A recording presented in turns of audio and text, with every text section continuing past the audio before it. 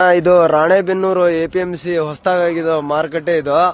ಇಲ್ಲಿ ರೈತರ ಜೋಳ ಎಲ್ಲಾ ತೋದು ರೋಡಲ್ಲಿ ಐತೆ. ಈ ಕಡೆಗೂ ಒಂದ್ 1000 ಕ್ವಿಂಟಲ್ ಐತೆ.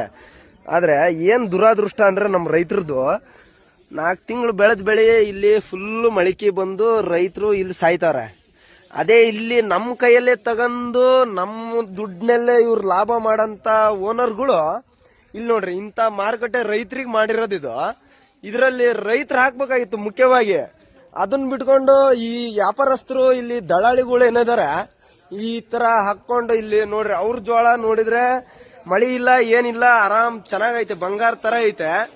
ಇಲ್ಲಿ ಎಲ್ಲಾ ರೈತರು ಇಲ್ಲಿ ಹಾಳಾಗ್ತಾ ಇದಾರ.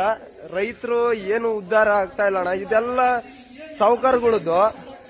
ಇದು ನೋಡಿ ಇಲ್ಲಿ ನಮ್ ಗೌಡ್ರು ಆಕ್ರೋಶನ ತೋರಿಸ್ತಾವ್ರೆ ಅವ್ರದ್ದು. ನೋಡ್ರಿ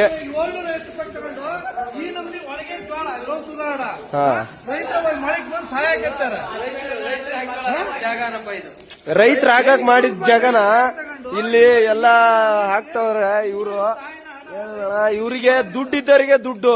ಈ ನೋಡ್ರಿ ಎಲ್ಲಾ ಜನ ನೋಡಿ ಇದ್ ಮಾಡ್ತವ್ರೆ. ನಮ್ ಹುಡುಗನು ಅವನೇ, ಇವನಿಗೊಂದ್ ಹೆಣ್ಣು ಬೇಕಾಗೈತಿ, ಸಿಗ್ತಾ ಇಲ್ಲ. ಆದ್ರ ಇವನಿಗೆ ಸಿಕ್ಕಾಗೈತಿ, ಆದ್ರೂ ಇಲ್ಲಣ್ಣ. ಆದ್ರೂ ಮತ್ತೊಂದ್ಸತಿ ತೋರಿಸ್ಬಿಡ್ತಾನೆ.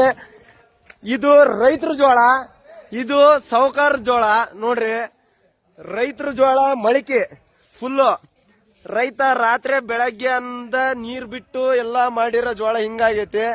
ಅವನವನು 800 ರೂಪಾಯಿಗೆ ತಗೊಂಡ್ 2000ಕ್ಕೆ ಮಾರ ಓನರ್ ಜೋಳ ಟಾಪ್ ಐತಿ ನೋಡ್ರಪ್ಪ. ಎಲ್ಲ ನೋಡಿ ಕಮೆಂಟ್ ಮಾಡ್ರಣ ಮಾಡೋಂತರು.